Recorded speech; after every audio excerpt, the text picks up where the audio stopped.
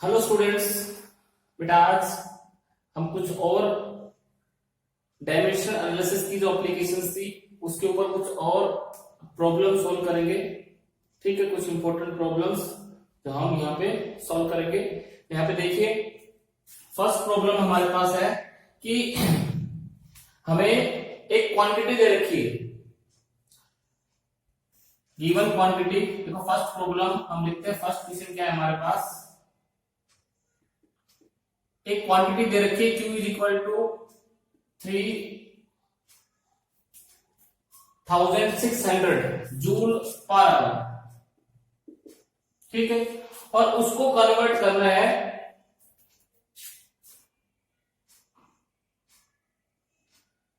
In a system in which unit of mass की यूनिट कितनी बेटा, mass unit 100 gram, unit of length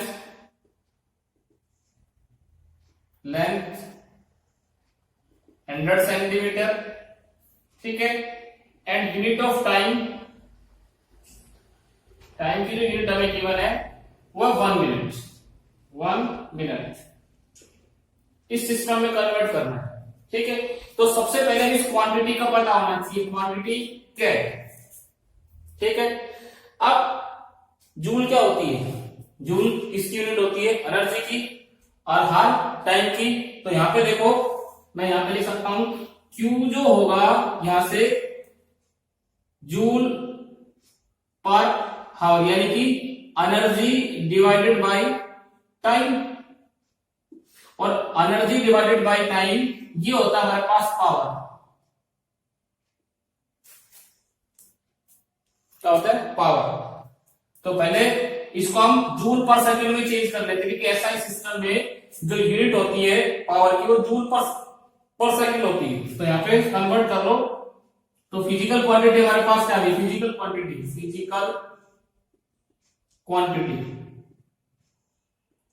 quantity हमारे पास आ गई पावर। और पावर का डायमेंशनल फॉर्मूला, पावर का जो डायमेंशनल फॉर्मूला होता है m1L2T-3। ठीक है बेटा, पहले इसको जूल पर सेकंड में चेंज कर लो। तो यहां पे मैं इसको चेंज कर लेता हूं, दिस इज 3600 जूल, और इसको सेकंड में चेंज कर लो। जूल पर सेकंड है, सॉरी जूल पर आवर, इसको सेकंड में चेंज करो। तो सेकंड में चेंज करेंगे तो एक आवर में कितने, 3600 second.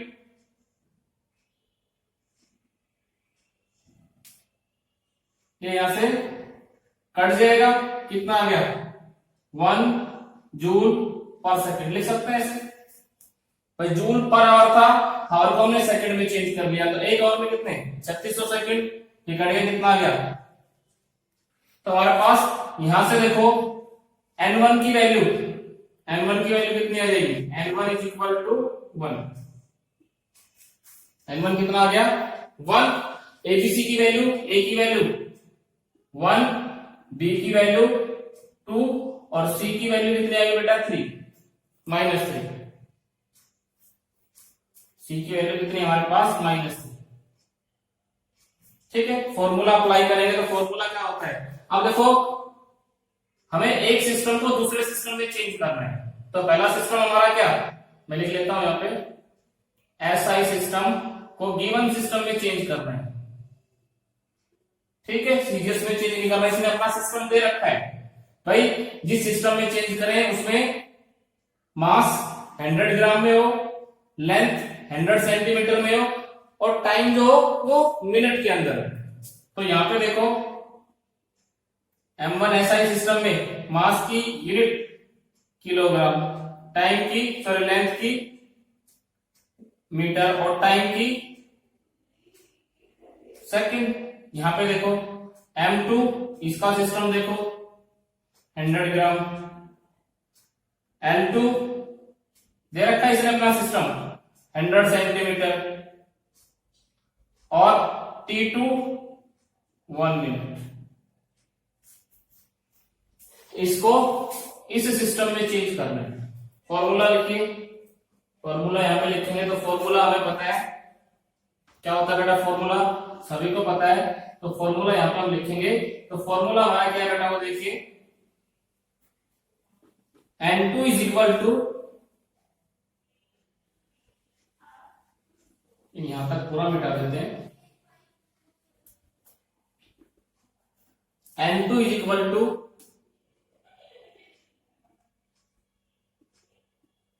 N2 is equal to N1 M1 by M2 इसकी power A, L1 by L2 इसकी पावर B और T1 बाई T2 इसकी power C।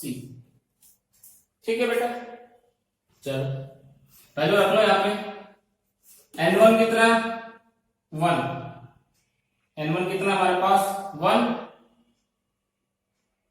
M1 upon M2, M1 की वैल्यू कितनी, M1 की वैल्यू हमारे पास 1 किलोग्राम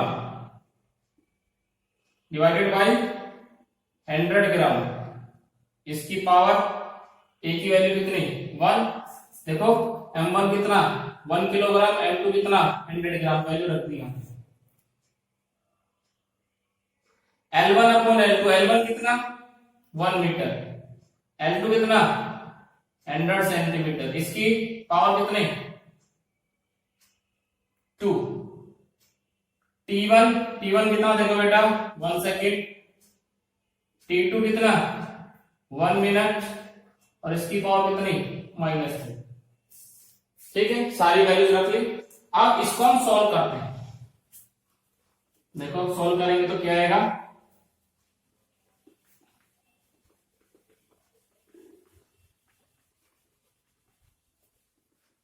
अब यहां पे सॉल्व कर लो बेटा इसको। N2 is equal to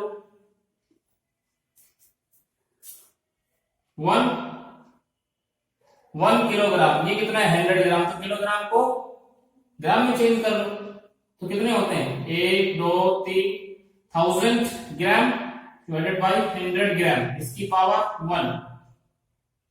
100 centimetre divided by 100 centimetre, इसकी पावर 2। ठीक है, और यहां पे देखो ये क्या है, सेकंड है हमारे पास, तो सेकंड को हमें इस सिस्टम में चेंज करना है, मिनट में चेंज करो, तो सेकंड को मिनट में चेंज करेंगे तो कितने मिनट होते हैं एक सेकंड में, एक सेकंड हमारे पास बेटा 1/60 मिनट होते हैं, तो 1/60 मिनट, और इसको भी मिनट में चेंज कर दिया और इसकी पावर -3। कट गए ये, इससे कैंसिल आउट, कट गया। N2 कितना है हमारे पास 10, इसकी पावर 1 की पावर 2, 60 की पावर कितनी हो जाएगी 3, नीचे ऊपर जाएगा 60 की पावर -1, तो इसको हम कैसे लिख सकते हैं 1/60 की पावर -3, तो 1 की पावर -3, 60 की पावर -3 और 60 की पावर -3 ऊपर जाकर क्या हो जाएगा 60 की पावर +3। ठीक है, 1 की पावर कितने भी 1 होगा तो कितना हो जाएगा N2 is equal to 10 60 multiply by 60 multiply by 60, ठीक कितना जाएगा 216 1 2 3। ठीक है, और यहाँ पे 10, तो हमारे पास कितना आ गया N2 is equal to 1 2 3 4 5 6, 2.16 into 10⁶। ठीक है बेटा, 2.16 into 10⁶। तो इसका क्यूब करेंगे तो 60 मल्टीप्लाई बाई 60 मल्टीप्लाई बाई 60, 6 6 36, 36 को 6 से मल्टीप्लाई करेंगे 21630 लग जाएंगी, और एक 0 इसका, ठीक है 40, 216 into 10⁶। ठीक है बेटा, अब इसी तरह से देखो नेक्स्ट बेटा, ये नेक्स्ट प्रॉब्लम देखिए, P इज इक्वल टू हमें दे रखा है a minus T square divided by bx, और हमें किसकी डायमेंशंस निकालनी है? Find the dimensions of A divided by B। A divided by B। P यहाँ पे क्या है? प्रेशर है। P क्या है? प्रेशर। T क्या है? टाइम। और X क्या है? डिस्टेंस। ये चीज हमें क्वेश्चन के अंदर गिवन यानी कि A अपॉन B का डायमेंशंस निकालना है। यहाँ पे देखो कैसे हम कर सकते हैं भाई। A माइनस टी स्क्वायर ये किसकी डायमेंशन होंगी भाई? हमें पता है कि सेम डायमेंशंस की क्वांटिटी ऐड हो सकती है और सेम डायमेंशंस की क्वांटिटी क्या हो सकती है? सब्ट्रैक्ट हो सकती है। इसका मतलब ये A जो है A should be dimensions of T square.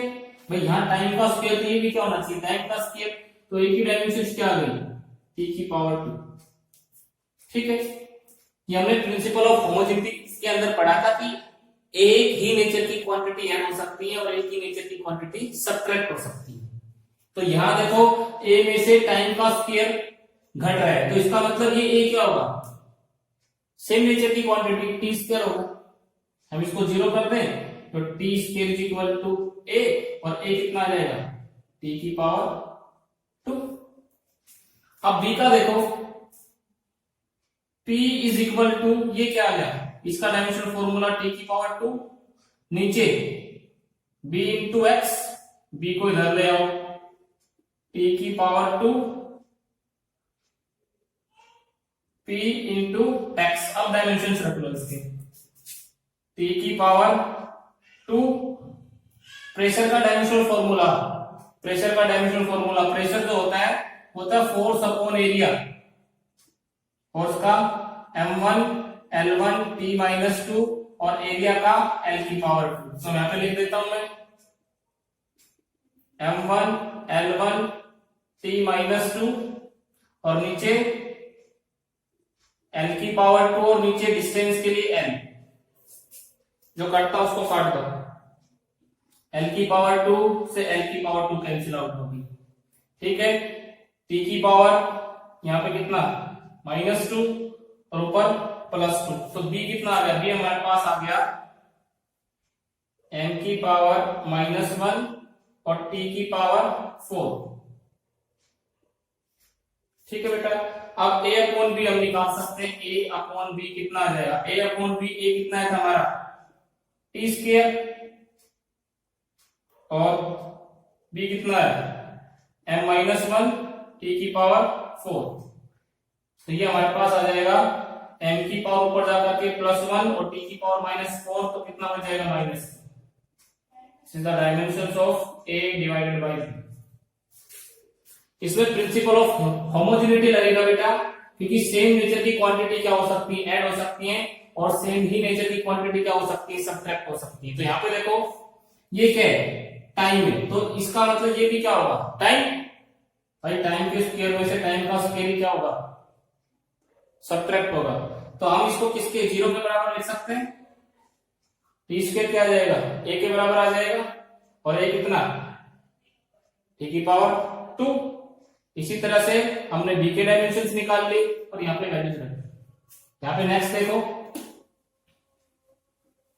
Next problem देखिए।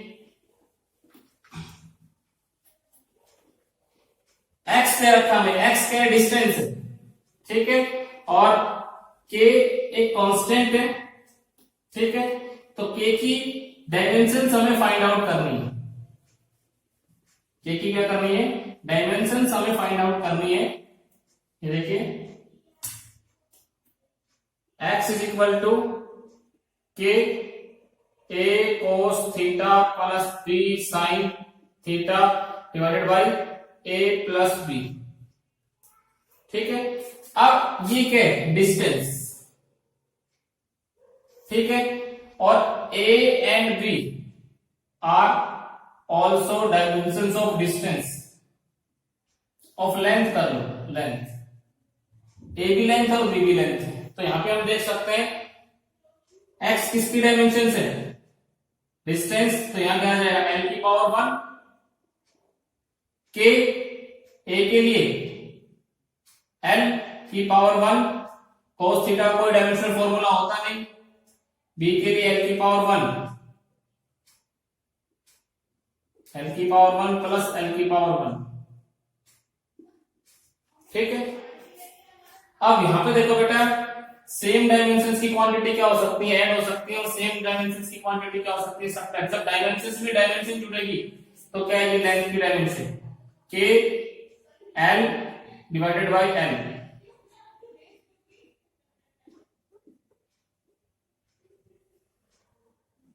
के किसके बराबर आ गया, डायमेंशंस ऑफ लेंथ, के किसके बराबर आ गया, डायमेंशंस ऑफ लेंथ। तो के किसकी डायमेंशन होगी, के हैज द